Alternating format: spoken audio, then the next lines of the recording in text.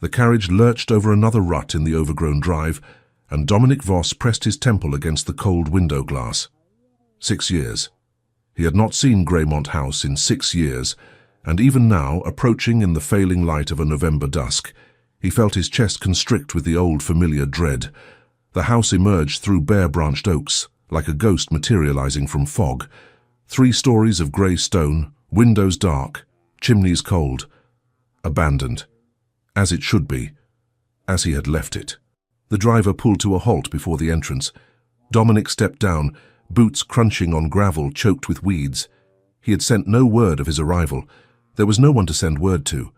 The skeleton staff he had maintained had been dismissed 18 months ago when the funds ran dry. The house should be empty, locked, waiting for the surveyor who would arrive next week to assess its value before the sale. He climbed the steps to the front door, key already in hand. But when he turned the handle, the door swung open, unlocked. Dominic went still. Then he heard it, a child's laugh, bright and clear, echoing from somewhere deep within the house. A woman's voice, gentle, murmuring something he could not make out. His hand went instinctively to his waist, but he carried no weapon. He stepped inside. Candlelight flickered from the drawing room to his left. The entrance hall smelled of beeswax and something cooking. Soup, perhaps. Impossible. He moved silently across the floor, old instincts from his youth awakening. The drawing room was empty but clearly occupied. A fire burned in the grate, 2 chairs pulled close, a basket of mending beside one. The child's voice came again from upstairs. Dominic took the stairs 2 at a time, following the sound.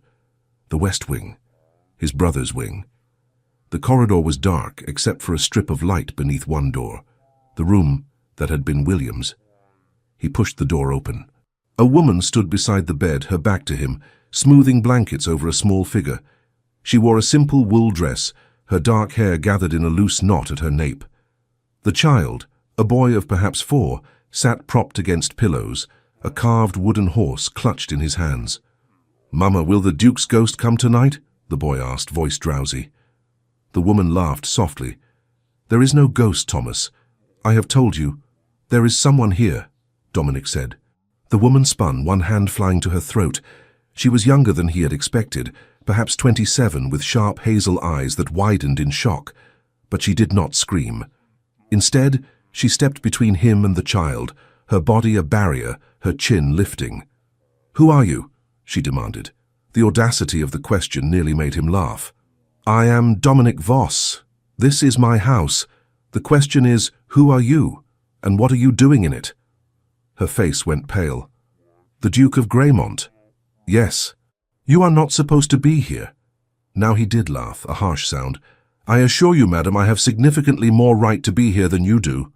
The boy began to whimper. The woman glanced back at him, her expression softening for an instant before she turned back to Dominic, her shoulders squaring. "Please lower your voice. My son is unwell." "Your son is in my brother's bed." "Your brother is dead." The words came out flat, matter of fact, and they hit him like a fist to the sternum. She seemed to realize her cruelty immediately, for her expression flickered with something that might have been regret. "I apologize, that was indelicate. But you abandoned this house 6 years ago. I was told it was unoccupied." "Told by whom?" "The agent in the village. Mr. Pritchard. I paid 6 months' rent in advance." Dominic stared at her. "Pritchard has no authority to let this house. He had keys. He showed me the papers. Forged papers, evidently." He stepped further into the room, studying her. She did not retreat, though he saw her hands tremble slightly before she clasped them together. "You paid 6 months in advance?" "Yes, £40. £40. The exact amount Pritchard had sent him 2 months ago with a note about unexpected income from estate resources." Dominic closed his eyes briefly. The bastard had taken advantage of an abandoned property and pocketed the money. "That money is already spent," he said quietly. Her face went stiff. "Then you owe me 6 months' occupancy." "I owe you nothing. You are trespassing." "I am a tenant with a legal contract. A fraudulent contract." "Thomas, close your eyes," she said, not looking away from Dominic. The boy obeyed, clutching his wooden horse tighter. She took a step forward, dropping her voice to barely above a whisper. I have nowhere else to go. If you throw me out tonight, we will sleep in the woods. My son has a fever. It is November. Do you understand what I'm telling you?" He understood. He understood that she was desperate, that she was protecting her child, that she would say or do whatever necessary to keep him safe. He understood because he saw in her eyes the same feral determination he had seen in his own reflection 6 years ago, when he had fled this house, rather than face what he had done. "What is your name?" he asked. She hesitated. Then, "Amelia Crane." "Mrs. Crane?" "I am a widow." Of course she was. A widow alone, desperate enough to rent a country house in the middle of nowhere through a corrupt agent. He should throw her out. He should summon the constable, have her removed, reclaim his property. He should do many things. Instead, he said, "You may stay tonight. Tomorrow we will discuss arrangements." Her relief was visible, a softening of her rigid posture. "Thank you." He turned to leave, then paused. "How long has the boy been ill?" 3 days. "It is only a cough, but it worsens at night." Dominic looked at the child, Thomas, who watched him now with wide, wary eyes. "There is mint in the kitchen garden. Boiled with honey, it will ease his breathing. The garden is overgrown. Southeast corner. It is wild, but the mint survives." He left before she could respond, closing the door behind him. His hands were shaking. He descended the stairs, walked through the drawing room, and out the back entrance into the November cold. The garden was a ruin, as he had known it would be, but in the southeast corner, half hidden beneath dead bracken, he found the mint, still green, still pungent. He gathered a handful and stood there in the darkness, breathing hard. He had come here to sell the house, to finally sever the last tie to the place where his brother had died, to close a chapter he should have closed 6 years ago. Instead, he had found a widow and a sick child sleeping in William's room. God help him. Dominic woke to the smell of bread baking. He had taken one of the servants' rooms on the ground floor, unwilling to sleep in any of the family chambers.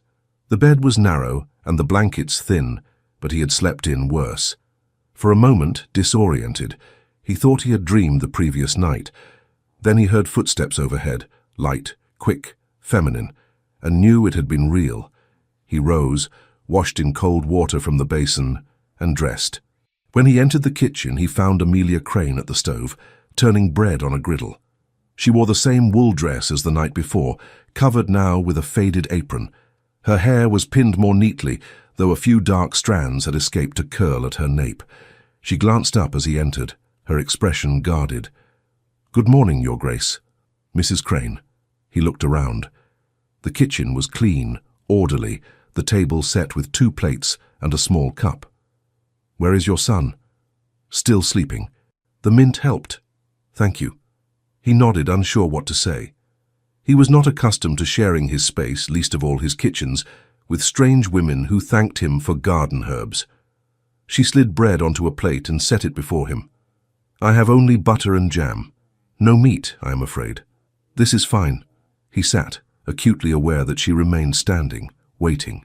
"Please, sit." She hesitated, then took the chair across from him. They ate in silence for a moment. The bread was good, still warm, the butter melting into its surface. "You bake," he said. "I do many things." There was no pride in her voice, only statement of fact. "How did you come to be here, Mrs. Crane?" "Truly?" She set down her bread, her gaze meeting his directly. "My husband died 8 months ago. We lived in his brother's house in Derbyshire. After the funeral, Gerald, my brother-in-law, made it clear he expected me to remain, as his wife." Dominic's jaw tightened. "You refused." "I refused. He is not a kind man, Your Grace. He was cruel to my husband, and he would be cruel to Thomas. I could not—" She stopped, shook her head. "I took what money I had and left. I needed somewhere remote, somewhere Gerald would not think to look. Mr. Pritchard promised me this house was forgotten, unvisited, that I could live here quietly." "For 6 months?" "Yes. I hoped by then I would have found some other solution." She looked down at her hands. "I did not plan for the Duke of Greymont to return unannounced. I did not plan to return at all." The admission surprised him even as he spoke it. She looked up, her hazel eyes sharp with intelligence. "But you did," she said quietly. Why? The estate is failing. I must sell the house to settle debts. When? The surveyor arrives next week. He watched her process this, saw the calculation in her eyes, the quick assessment of time and options.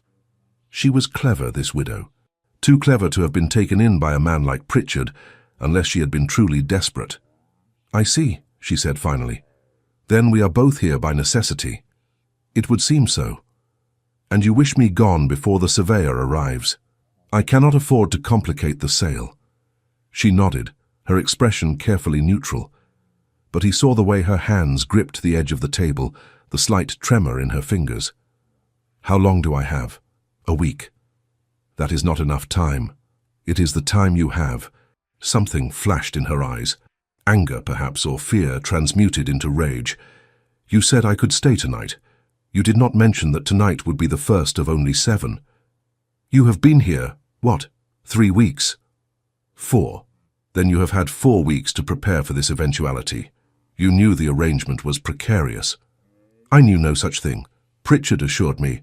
Pritchard is a liar and a thief. She stood abruptly, her chair scraping against the floor. As are you, Your Grace. You took my money I paid in good faith, and now you refuse to honor the contract. There is no contract. There is a promise, or does the word of a duke mean less than the word of a corrupt agent? He rose slowly, heat rising in his chest. You forget yourself, madam.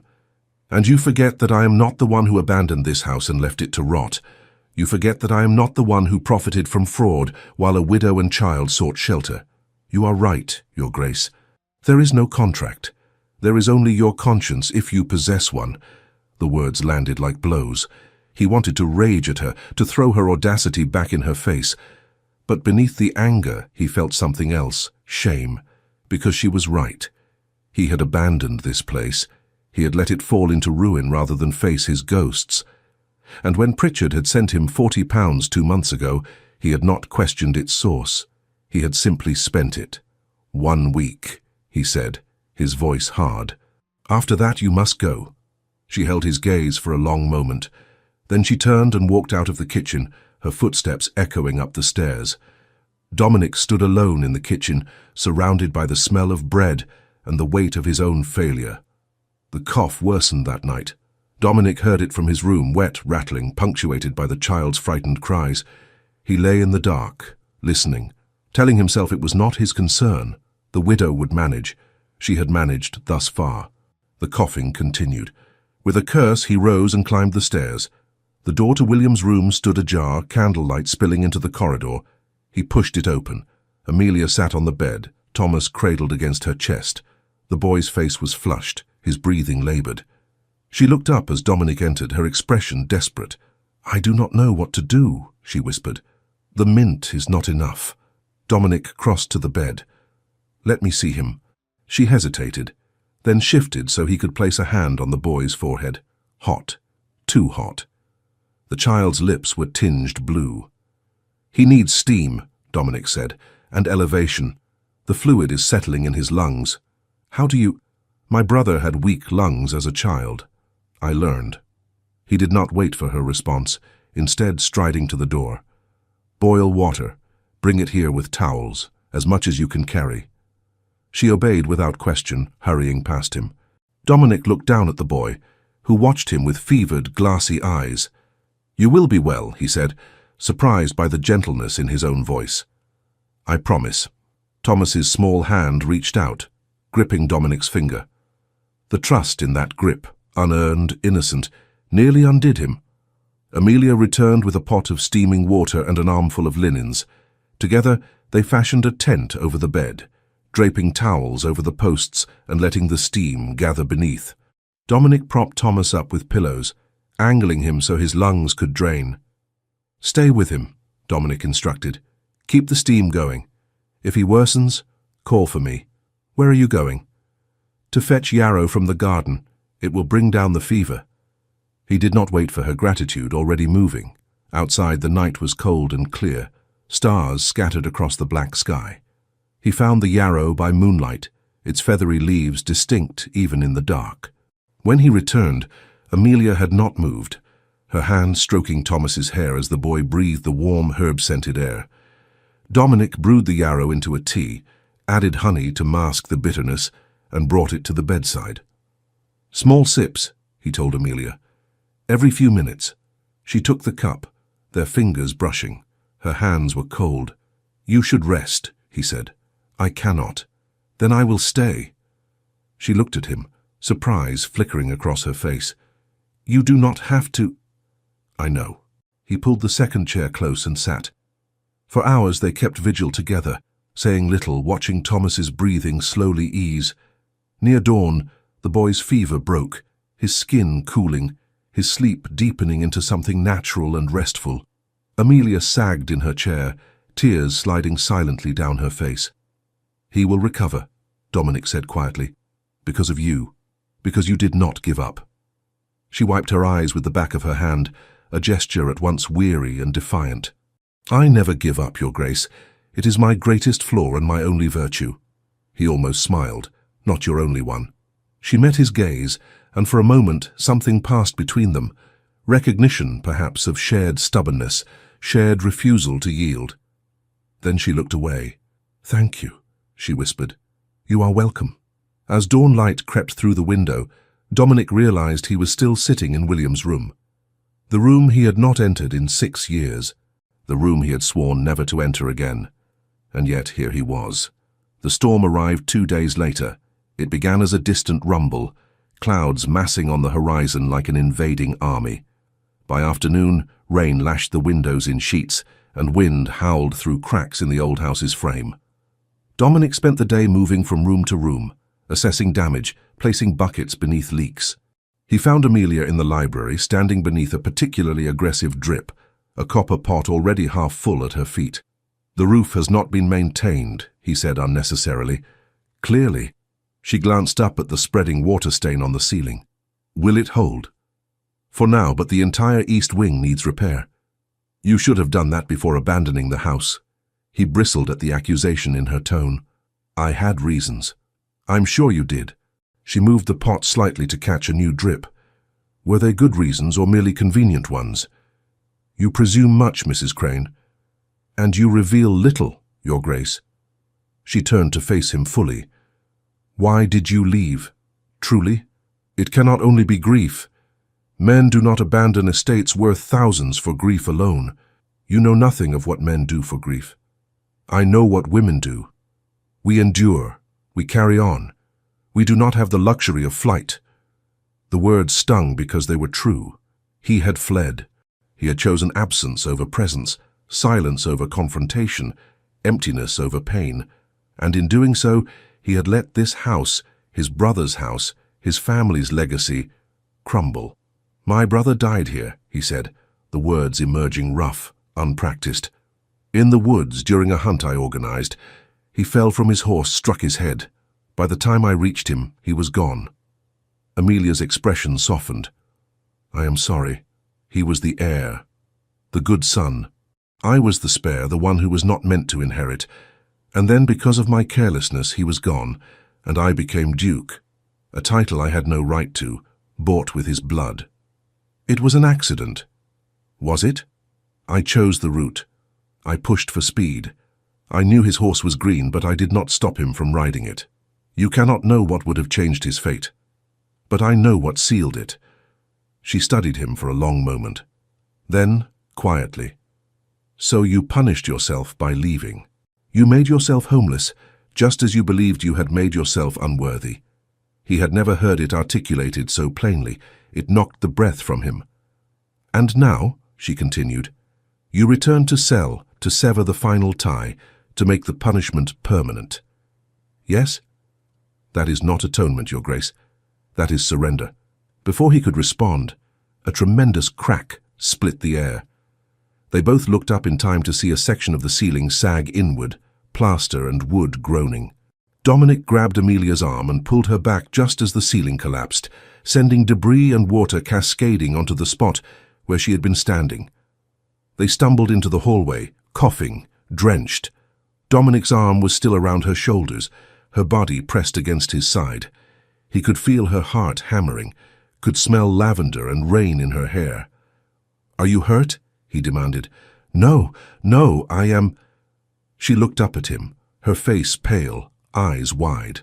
They stood frozen, breathing hard, too close. He released her abruptly, stepping back. "The library is no longer safe. We will need to close it off." "Yes?" Her voice was unsteady. "Of course." They worked together in tense silence, dragging furniture from the damaged room, sealing the door. By the time they finished, evening had fallen, and the storm showed no signs of abating. "The roads will be impassable," Dominic said, staring out the window at the flooded drive. "For how long?" "Days, possibly. Perhaps a week." He saw her absorb this, saw the flicker of something in her eyes, relief, perhaps, at the reprieve, or fear at the enforced proximity. Perhaps both. "Then we are trapped together," she said. "So it would seem." She turned to him, and in the dim light her expression was unreadable. "Earlier, you said you had no right to your title. You are wrong. The title came to you through tragedy, yes, but you carry it now. What you do with it, how you honor it, that is your choice. Abandonment is not the only option. What would you have me do? Stay. Repair what is broken. Build something that honors your brother instead of fleeing his ghost. You make it sound simple. It is not simple. Nothing worthwhile is, but it is possible." She paused. "I think you know that. Otherwise, you would have sold the house from London. You would never have returned." She left him then, climbing the stairs to check on Thomas. Dominic stood alone in the ruined hallway, rain drumming against the windows, her words echoing in his mind. Perhaps she was right. Perhaps he had returned not to end something, but to begin it. The storm lasted 4 days. During that time, the house transformed from a shell of memories into something lived in, necessary, almost warm. Dominic and Amelia worked side by side, sealing leaks, rationing food, keeping Thomas entertained and dry. The boy recovered quickly, his fever broken, his energy returning in exhausting bursts. On the 3rd day, Dominic found the child in the old workshop behind the kitchen, examining a collection of tools with fascination. "Are these for building?" Thomas asked, holding up a small plane. "For carving," Dominic corrected, taking the tool gently from the boy's hands. "My brother used them. He liked to work with wood. Can you teach me?" Dominic hesitated. He had not touched these tools in 6 years, had not allowed himself to remember the hours he and William had spent here, fashioning useless objects, arguing good-naturedly about technique and precision. "Please?" Thomas's eyes were hopeful, trusting. "Very well, but you must listen carefully. These tools are sharp." He found a piece of scrap oak, soft enough for small hands, and showed Thomas how to hold the knife, how to cut with the grain, how to shape something from nothing. The boy was clumsy at first, but determined. He did not cry when he nicked his thumb, only sucked the wound and tried again. Amelia appeared in the doorway, watching silently. When Thomas successfully carved a rough bird shape, she smiled, a real smile, unguarded and bright. "Look, Mama." Thomas held up his creation proudly. "I see, darling. It is wonderful." Dominic felt something shift in his chest, a warmth, a recognition. This was what the house had been meant for. Not silence, not emptiness, but this. Life, laughter, small triumphs. "You are good with him," Amelia said later, after Thomas had fallen asleep, the carved bird clutched in his hand. They stood together in the kitchen, preparing a meager dinner from dwindling supplies. The storm had eased to a steady drizzle, but the roads remained flooded. "I am not accustomed to children," Dominic admitted. "Yet you understand him. You do not dismiss his questions or hurry him. That is rare. He reminds me of William. Curious, determined. Your brother would have been a good father, I think. He would have been a good duke, better than I am." Amelia set down her knife, turning to face him. "You judge yourself too harshly." "Do I? I inherited a thriving estate and let it collapse. I fled my responsibilities for 6 years. I allowed a thief to profit from my negligence. What about that suggests good judgment? You returned. Only because I had no choice. There is always a choice, Your Grace. You could have hired an agent to handle the sale. You could have remained in London and never set foot here again. But you came. You walked into the house you feared most. That takes courage. Or cowardice. Perhaps I simply could not face the thought of selling it sight unseen. Or perhaps you needed to know if it could still be home. The word hung between them, fragile and dangerous. Home. He had not had a home in 6 years. He had had addresses, lodgings, temporary spaces, but nothing that felt like safety, like belonging. Nothing until this moment. He looked at Amelia, truly looked at her. The intelligence in her eyes, the strength in the set of her jaw, the way she had fought for her son without hesitation or apology. She was extraordinary, and she was standing in his kitchen, challenging him to be better, to try harder, to believe in possibilities he had long since abandoned. "Why did you marry him?" he asked suddenly. "Your husband." She blinked, surprised. "That is a bold question. You need not answer." "No, she sighed. "My father died when I was 19. I had no brothers, no fortune. My mother was ill. Mr. Crane offered security. It seemed foolish to refuse." "Did you love him?" "I respected him. He was kind in his way, but love?" She shook her head. "No. I do not think I knew what love was. I still do not, truly. And yet you protect his son with ferocity." "Thomas is mine." "That is different." "Is it?" She met his gaze, something flickering in her expression, awareness perhaps of the weight beneath his question. "Yes. To love a child is instinct. To love a man is choice. One demands everything, the other simply is." "Which is more powerful?" "I do not know. I have only experienced one." She turned back to her work, but her hands were unsteady. Dominic watched the curve of her neck, the way lamplight caught in her dark hair, and felt desire stir. Sharp, unexpected, utterly inappropriate. He retreated to his room before he could make a fool of himself. But sleep did not come easily. On the 5th day, the roads cleared enough for travel. Dominic went into the village to replenish supplies and confront Pritchard. He found the agent in the public house, already deep in his cups despite the early hour. "Your Grace," Pritchard stumbled to his feet, ale sloshing. "I did not expect—" "The money you sent me 2 months ago," Dominic interrupted. "Where did it come from?" Pritchard's face went pale. Estate resources, as I said." "You let my house to a widow and kept the rent. You forged documents and profited from my neglect." "I only sought to help. The house was empty. She was desperate. You sought to help yourself." Dominic leaned close, his voice dropping to something cold and dangerous. "You will return every penny to Mrs. Crane, or I will have you brought up on charges of fraud. Do you understand?" "I have already spent it. Then you will find a way to replace it. I suggest you begin immediately." He left the agent sweating and stammering, and made his way to the dry goods store. There he purchased flour, sugar, tea, dried meat, candles, more than was strictly necessary for a week's stay. The shopkeeper raised an eyebrow but said nothing. When Dominic returned to the house, his arms laden with parcels, he found Thomas in the entrance hall, still clutching his carved bird. "You came back!" the boy exclaimed. "Of course. Mama said you might not." Dominic frowned. "Where is your mother?" "In the garden.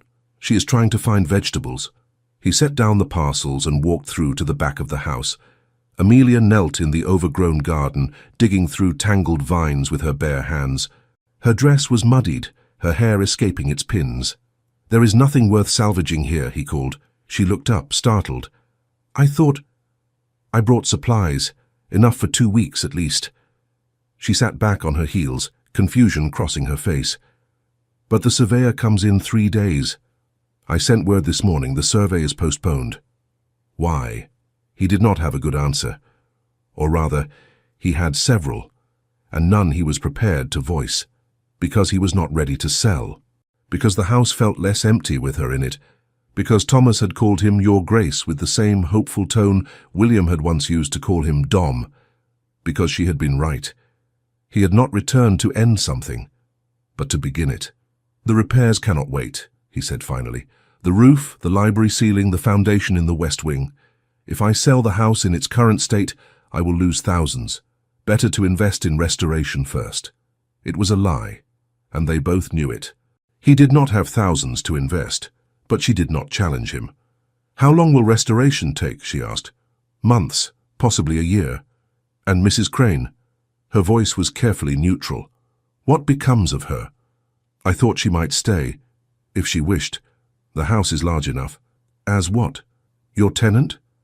Your ward? He met her gaze. As someone who belongs here. The words hung in the garden air, weighted with implication. Amelia rose slowly, brushing dirt from her skirts. That is a dangerous offer, Your Grace. Why? Because I might accept it. And then where would we be? Perhaps somewhere better than where we are now. She studied him, her hazel eyes searching his face. You do not know me. Not truly. I could be anyone. A liar, a thief, someone fleeing scandal. I know you love your son. I know you fight for what is yours. I know you speak truth even when it is inconvenient. He paused. That is enough. Is it? What happens when the newness fades? When you remember why you left this place, when you wake one morning and realize you have trapped yourself here with a widow and her child, and the walls are closing in. That will not happen. You cannot promise that. No, he admitted, but I can try. She looked away, her throat working. I do not know how to accept kindness without suspicion. Gerald taught me that generosity always has a price. I am not Gerald. No, you are not. She turned back to him. But you are a duke and I am nobody. If I stay, people will talk, they will assume. Let them assume. You say that now, but reputation matters, Your Grace. You cannot simply ignore. I have ignored everything for 6 years. My reputation, my responsibilities, my grief. I am tired of ignoring things, Mrs. Crane. I am tired of running. Her eyes were bright with unshed tears. What are you asking of me? To stay, to let me restore this house. To let Thomas carve wood and make noise and fill the silence. To let me try to be better than I have been. And if I cannot give you more than that, then that is enough. A single tear escaped, trailing down her cheek. She wiped it away impatiently. You are foolish, Your Grace. Very likely. I will only complicate your life. Good. It could use complicating. She laughed, a sound somewhere between despair and relief. Very well. We will stay. For now. But if this becomes untenable, then you will leave and I will help you go. You have my word. She nodded, seeming to come to some internal decision. Then I suppose we had better begin repairs. The roof will not fix itself. No, but I know a man in the village who can help. Can you afford him? If I sell my father's watch, yes. She went very still. That is too much. It is a watch. This is a home. Or it could be. He walked past her into the house, leaving her standing in the ruined garden, her hand pressed to her mouth as though holding back words she did not dare speak. The work began the next day. Roofers arrived, along with a carpenter to assess the library damage. Dominic threw himself into the labor, stripping damaged plaster, hauling debris, working until his hands blistered and his back ached. It felt like penance. It felt like rebuilding. It felt like coming home. Amelia worked alongside him, seemingly tireless. She scrubbed floors, mended curtains, organized salvaged furniture. Thomas helped where he could, carrying nails, holding tools, chattering endlessly about the transformation. It is like magic, the boy said one afternoon, watching the roofers seal the final section. The house is waking up. Dominic smiled, despite himself. Perhaps it is. That evening, exhausted, they gathered in the kitchen for dinner. Amelia had made soup from the supplies Dominic had purchased, thick with vegetables and barley. It was simple, hearty, perfect. You are a good cook, Dominic said. I had much practice. My husband's household kept no servants beyond a maid and a stable boy. I learned to manage. That must have been difficult. It was necessary. She ladled soup into Thomas's bowl. Difficulty is relative, Your Grace. Cooking is far easier than... She stopped, glancing at her son. Then what? Dominic prompted gently. She hesitated. Then, quietly, then pretending to grieve a man you never loved. Then enduring his brother's propositions while your husband's body still lay in state. Then fleeing with a child in the middle of the night because you feared what might happen if you stayed. Dominic's hand tightened on his spoon. Did he hurt you? Not physically. But there are other ways to hurt someone. Gerald understood that. If he comes here, he will not. He believes me too cowardly to run far. He will search nearby, perhaps in York. But Graymont is too remote, too unlikely. We are safe here. Dominic was not convinced. Men like Gerald did not abandon their prey easily. But he said nothing, not wanting to frighten Thomas, who listened with wide, worried eyes. "Mamma is brave," the boy said suddenly. "She is not scared of anything." Amelia's smile was sad. "I'm scared of many things, darling. I simply do not let them stop me." "That is the definition of courage," Dominic said quietly. Their eyes met across the table and something passed between them. Recognition, perhaps, of shared wounds, shared determination to survive despite the odds. Later, after Thomas had been put to bed, Dominic found Amelia in the drawing room staring into the fire. "You should rest," he said. "I am not tired." "You are exhausted. I can see it." She smiled faintly. "And whose fault is that?" "You work like a man possessed." "I am trying to earn something." "What?" "The right to be here." She turned to face him. "You are the Duke. You own this house. You do not need to earn anything. Ownership and belonging are not the same." "No," she agreed softly. "They are not." He crossed to the window, looking out at the dark grounds.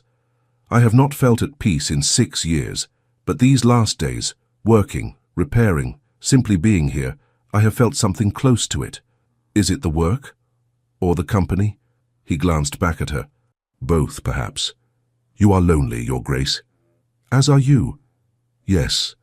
She did not deny it. "But loneliness and need are dangerous foundations." "For what?" "For anything lasting." She rose, moving closer. "You are grateful to have someone here, to have noise and purpose. I am grateful for safety, for shelter. But gratitude fades. And when it does, what remains? I do not know. But I would like to find out." She searched his face. "You barely know me. Then let me know you." "Let me—" He stopped, frustrated by his own inability to articulate what he wanted. "I am not asking for anything you are not willing to give, Mrs. Crane. I am only asking that you stay long enough for us both to discover what this might become. And if it becomes nothing, then at least we will know." She reached out, her fingertips brushing the back of his hand. It was the barest touch, but it sent fire through his veins. "I will stay," she whispered. For now. It was not a promise, but it was enough. The letter arrived on the 10th day. Dominic was in the library supervising the installation of new... The letter arrived on the 10th day. Dominic was in the library supervising the installation of new ceiling beams when the post rider appeared. He accepted the sealed envelope, noting the Derbyshire postmark with growing unease. He opened it in private. "Your Grace, it has come to my attention that my late brother's widow has taken unlawful refuge in your property. As her legal guardian and the guardian of her minor son, I must insist on her immediate return. Should you fail to comply, I will have no choice but to pursue legal remedies. I trust you understand the gravity of this matter." Gerald Crane Dominic read the letter twice, his jaw tightening with each word. Legal guardian. The claim was dubious at best. Amelia was an adult woman, not a ward. But with the right magistrate, the right pressure, Gerald could make her life impossibly difficult. He found Amelia in the garden, showing Thomas how to identify different herbs. She looked up as he approached, her smile fading at his expression. "What has happened?" He handed her the letter without a word. She read it, her face going pale. How did he find me? Pritchard, most likely. Or a passing traveller who mentioned seeing a widow with a child. Her hands shook. "He will come here. Let him. You do not understand. Gerald he has connections, money, influence. If he claims guardianship over Thomas, he has no right. The law does not care about rights. It cares about power. And he has it while I have nothing. You have me." She looked at him, her eyes desperate. "You cannot fight him. He will ruin you, drag your name through the courts. And for what? A widow you have known barely 2 weeks." "Is that all you are?" he asked quietly. "A widow I have known 2 weeks?" She opened her mouth, closed it. "I do not know what I am to you, Your Grace. But I know what I am to Gerald. A possession.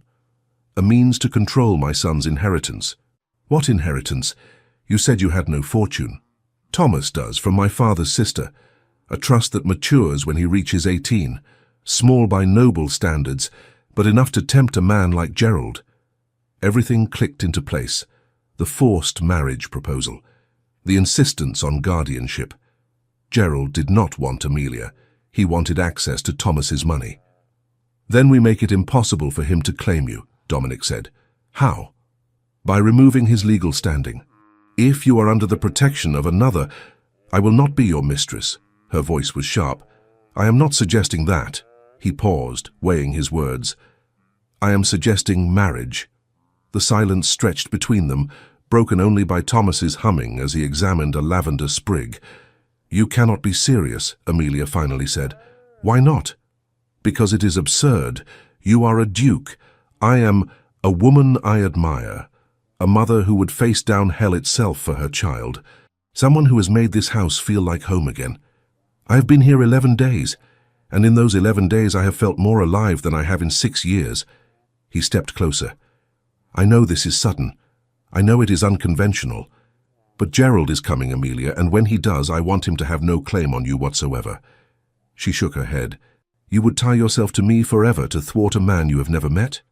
I would tie myself to you, because the thought of you leaving tears at something in my chest I did not know still existed. I would marry you because when I imagine this house in 6 months, I see you in it, Thomas carving wood in the workshop, you arguing with me over repairs, a future that is not empty. That is not love, Dominic. That is need. The use of his given name startled them both, but he did not correct her. Perhaps, he admitted, but it is honest need, real need, and I hope it might grow into something more. She looked away, tears streaming down her face. I cannot ask this of you. You are not asking. I am offering. Why? Because you deserve to be chosen. Not claimed, not controlled, not tolerated. Chosen. The word broke something in her. She pressed a hand to her mouth, shoulders shaking with silent sobs. Dominic ached to touch her, to offer comfort, but he held himself still, giving her space to feel, to decide. Finally, she lowered her hand. If I say yes, if I agree to this madness, I need you to understand something. Anything. I will not be a decorative wife. I will not smile and nod and fade into the background. I will argue with you. I will challenge you. I will demand partnership, not patronage. Good. And I will not pretend to feel what I do not. If love comes, it comes. But I will not lie and say it is here now.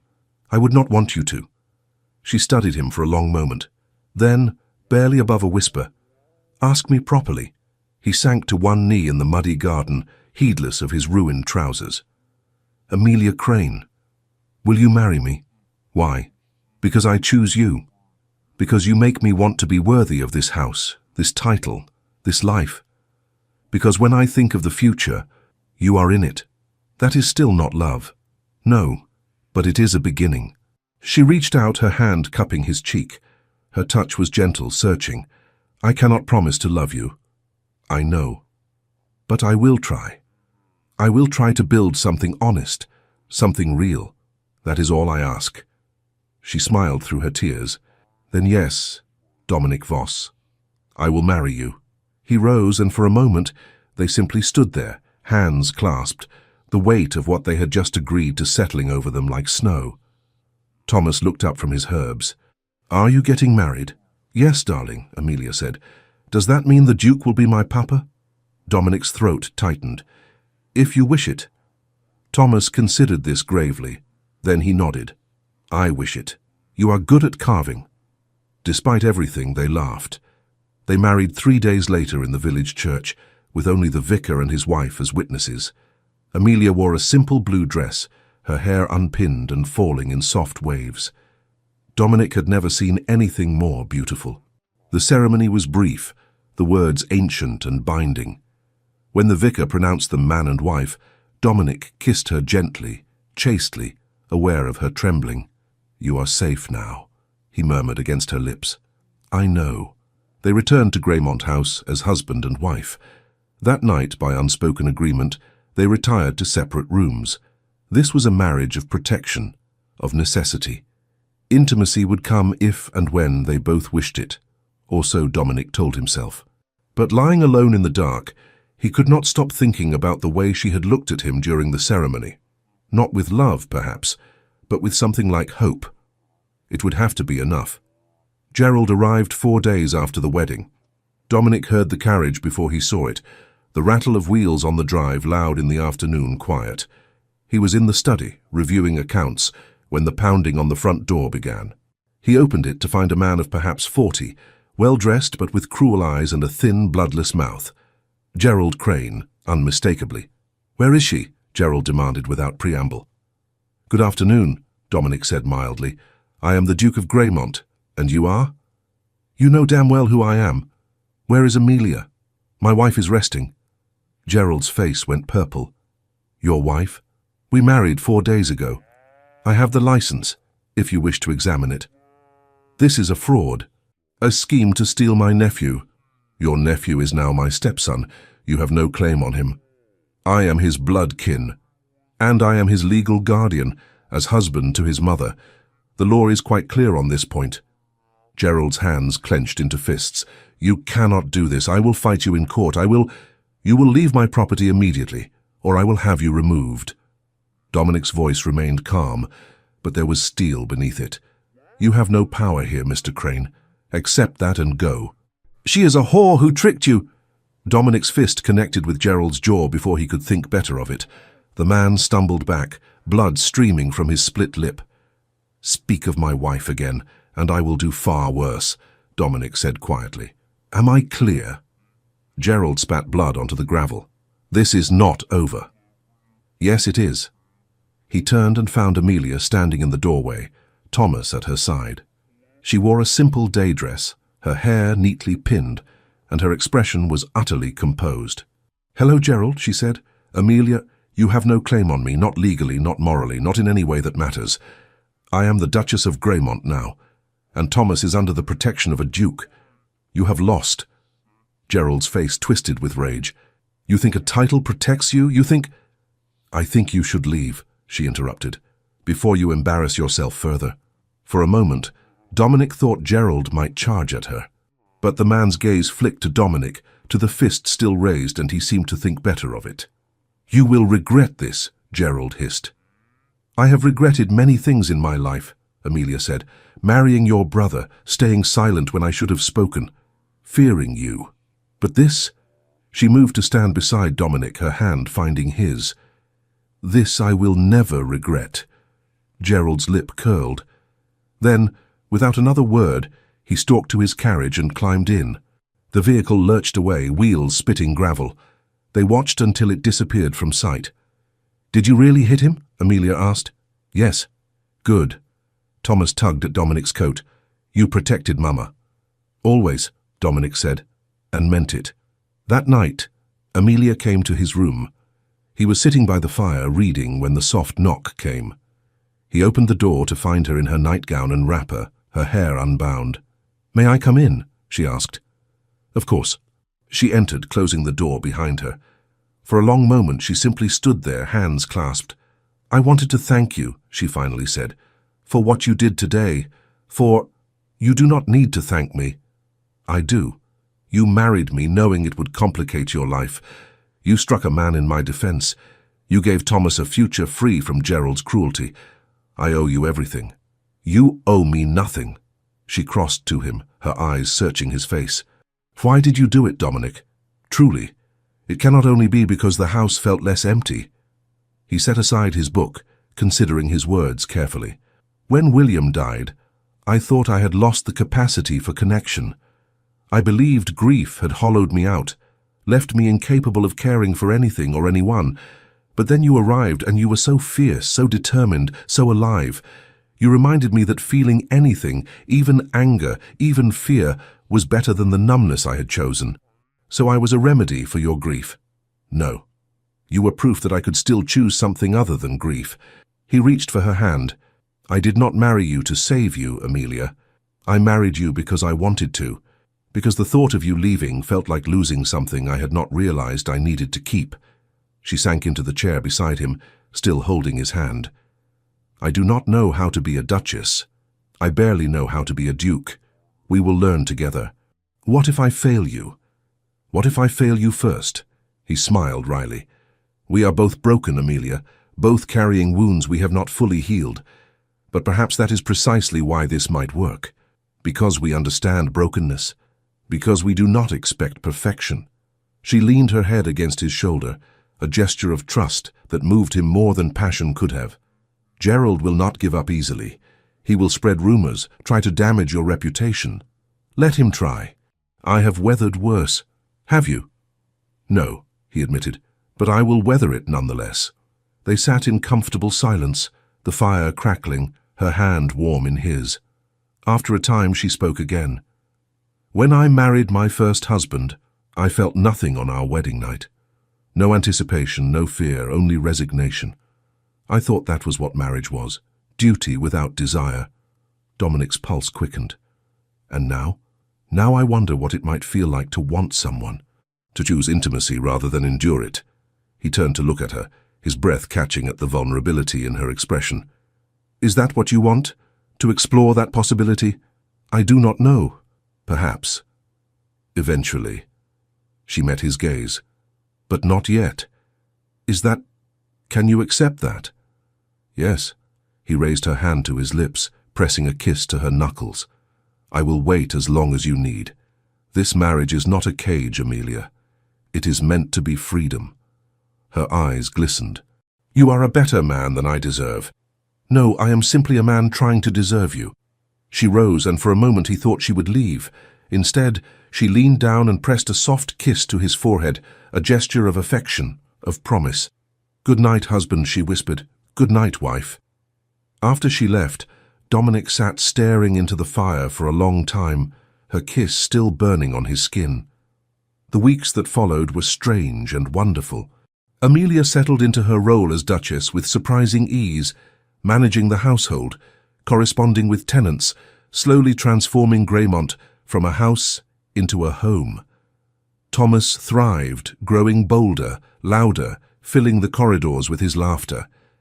And Dominic found himself falling, not all at once, not in some grand, dramatic moment, but in small increments, the way Amelia frowned when she was concentrating, the sound of her humming while she worked, the fierce protectiveness in her eyes when she watched Thomas play. He was falling in love with his wife. The realization terrified him, because she had been clear she could not promise to love him, and he had agreed to that bargain, had told himself it was enough. But now, watching her laugh at something Thomas said, he knew it would never be enough. He wanted everything. One evening, 6 weeks into their marriage, Amelia found him in William's old workshop. He had been avoiding it, despite his promise to teach Thomas carving. Some ghosts were harder to face than others.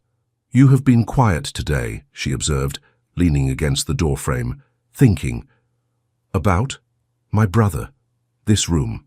The last time we spoke. She moved closer. What did you say to him? Nothing of consequence. We argued about a horse. Trivial nonsense that seemed important at the time. He ran his hand over William's workbench, the wood smooth and cool. I never told him I admired him, that I was proud to be his brother. I assumed I would have time. We always assume that. Do you have regrets? About your husband? Many, but not the ones you might think. She picked up a half-finished carving, examining it.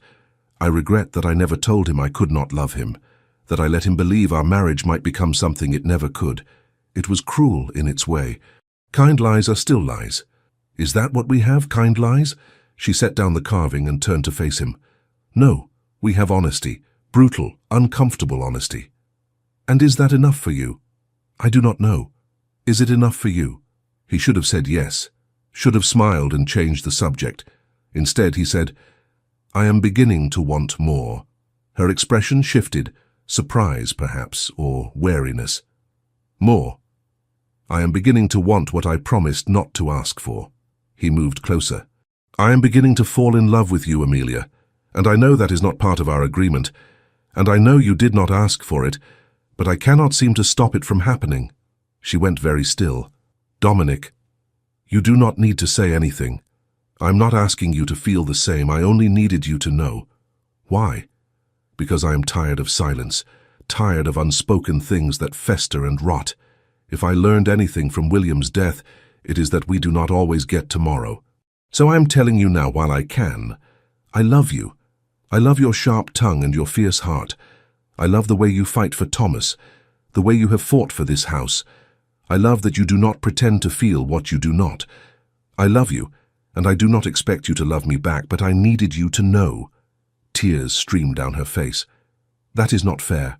I know. I do not. I am not ready to... I know, he repeated gently. I am not asking for anything to change. I am only being honest.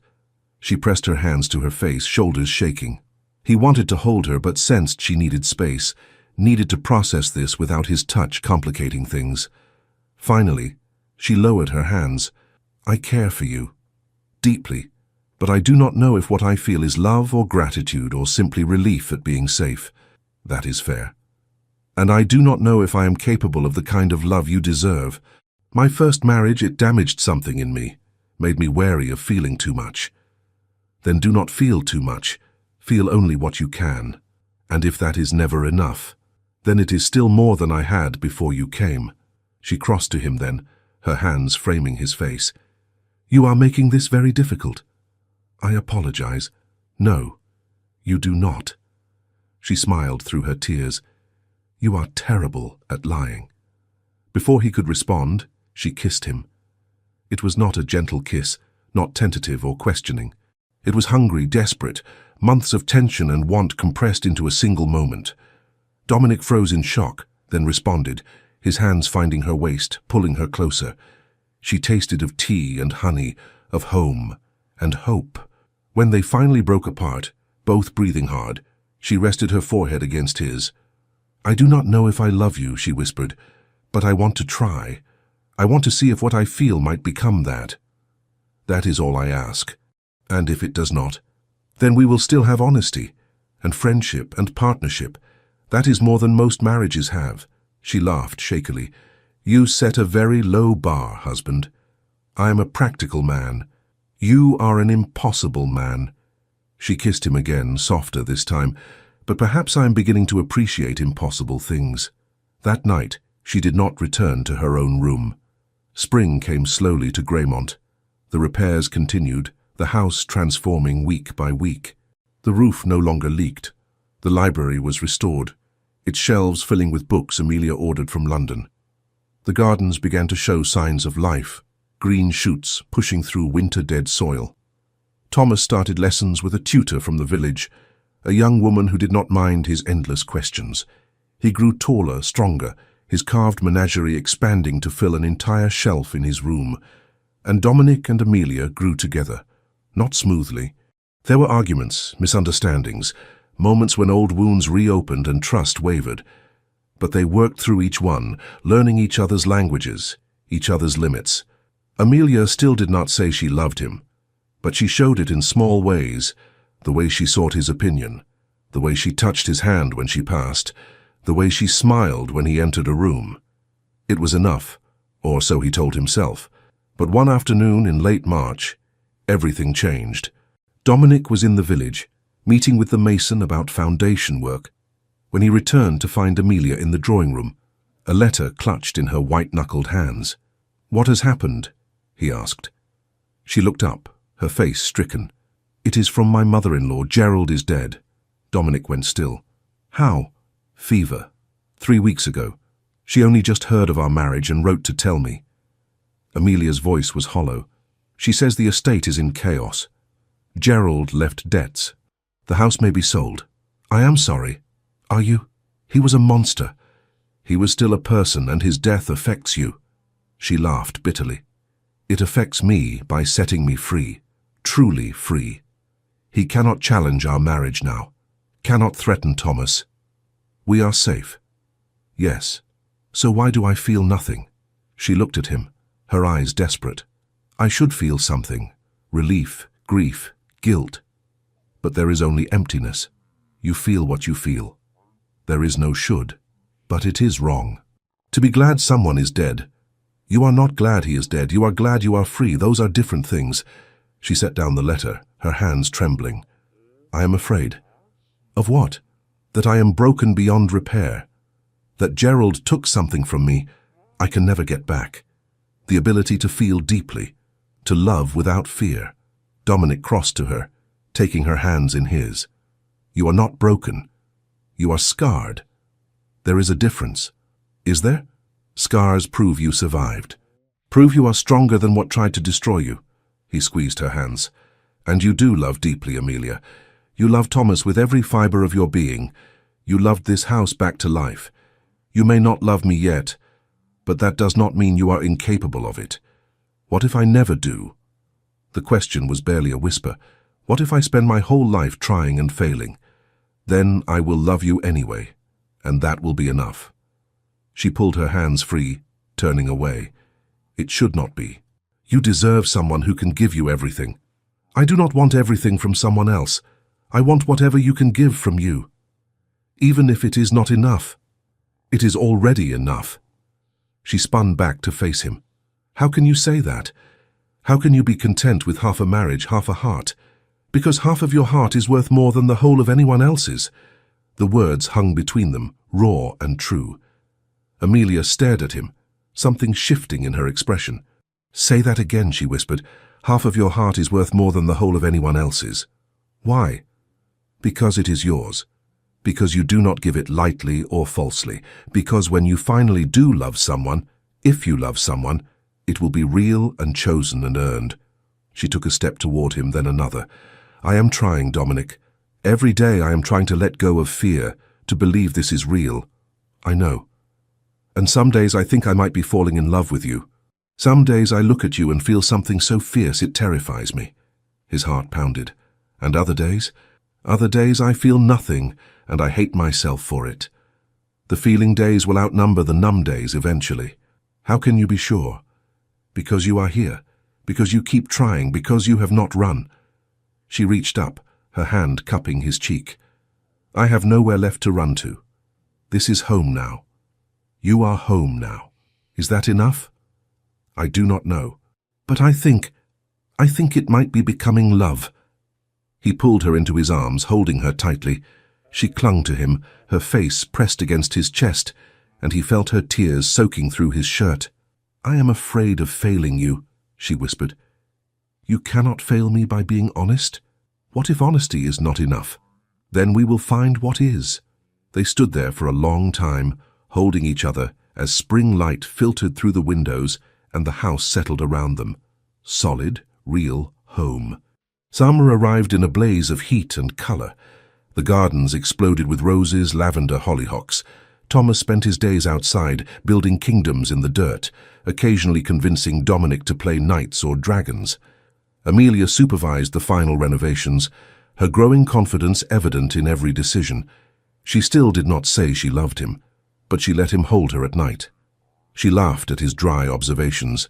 She argued with him about everything from crop rotation to curtain fabric with a passion that made his chest ache. And slowly, almost imperceptibly, the wariness left her eyes. In early July, the Bishop of York visited to formally welcome them to the community. He stayed for dinner, charming and verbose, clearly curious about the Duke who had married so precipitously.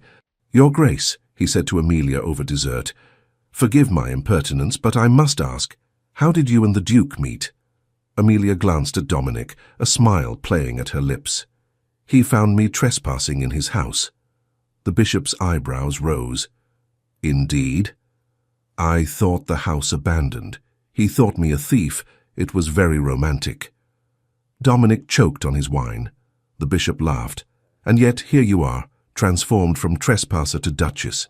Quite the elevation. I prefer to think of it as a lateral move, Amelia said smoothly, from one impossible situation to another. You find marriage impossible, Your Grace. I find my husband impossible. Marriage is merely the context. The bishop looked between them, clearly trying to determine if he should be scandalized. Then he caught the warmth in Amelia's eyes as she looked at Dominic, the answering softness in Dominic's expression, and he smiled. I suspect you two will be very happy, he said. After the bishop left, Dominic found Amelia on the terrace watching Thomas chase fireflies in the garden below. You embarrassed the bishop, he said. He deserved it. too nosy by half. You called me impossible. You are impossible. She glanced at him. Impossibly patient, impossibly kind, impossibly willing to wait for something I might never be able to give you. Amelia? No. Let me finish. She turned to face him fully. I have been thinking about what you said, about half a heart being enough, and I realize something. What? You do not have half my heart, Dominic. You have all of it. I have been so afraid of the word love, so convinced I could not feel it, that I did not recognize it when it happened. His breath caught. What are you saying? I am saying I love you. The words came out trembling but certain. I do not know when it happened.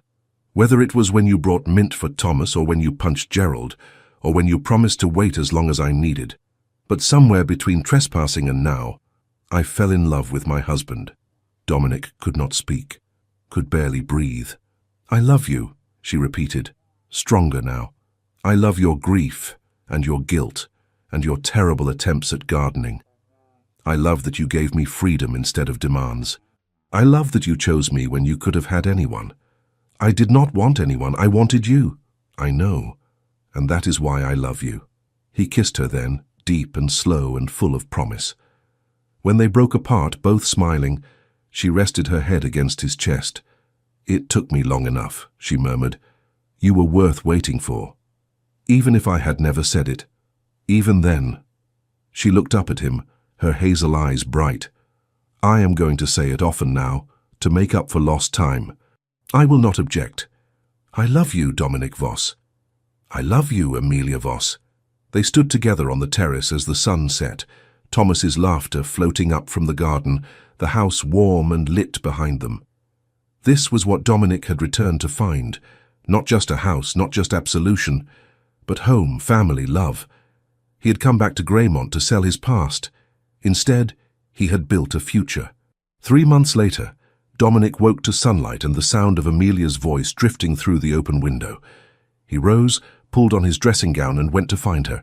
She stood in the garden with Thomas, both of them examining something in the rosebed. The boy had grown again, nearly to his mother's shoulder now. His carved wooden horse was tucked in his pocket, as always. Good morning, Dominic called. They looked up, identical smiles brightening their faces. Papa! Thomas ran to him. The word still caught Dominic off guard, still filled him with wonder. Look what we found. He held out a perfect rose, deep red, the first bloom on the bush they had planted in William's memory. It is beautiful, Dominic said quietly. Mama says Uncle William would have liked it. He would have loved it. Amelia joined them, slipping her hand into Dominic's. He would have loved all of this. The restored house, the gardens, Thomas. You, Dominic added softly. She smiled. Me? He always said I needed someone to challenge me, someone who would not let me retreat into myself. I suspect he was quite wise. He was. Dominic looked at the rose, at the house behind it, at the two people who had become his entire world. I wish he could have met you. I think in a way he brought us together. If you had not fled after his death, if you had not abandoned the house, I would never have found refuge here. We would never have met. It was true. William's death had set everything in motion. The abandonment, the decay, Pritchard's fraud, Amelia's desperate flight. One tragedy leading to another, leading finally to this. A family, a home, a future built on the ruins of the past. He gave me this, Dominic said. One last gift. Then we will honor it, Amelia said, by living well, by being happy, by teaching Thomas that love is stronger than fear. I love you, Dominic said. I know. She kissed him softly. I love you too. Thomas made a face. You say that all the time now. Get used to it, Amelia told him. We have years of catching up to do. As they walked back toward the house together, Thomas chattering about his latest carving project, Dominic felt something settle in his chest. Peace, perhaps, or simply the knowledge that he was exactly where he was meant to be. The Duke had returned unannounced to his country house and found everything he did not know he needed waiting inside. Thank you for staying with this story until the very end. If you felt seen in Amelia's fear of being chosen, or in Dominic's struggle to forgive himself, you are not alone. Sometimes the greatest love stories are not about perfect people finding each other, but about broken people building something beautiful together. If this story touched you, I would love to hear your thoughts in the comments. And if you enjoyed it, please consider subscribing and turning on notifications. Your support means everything and makes these stories possible.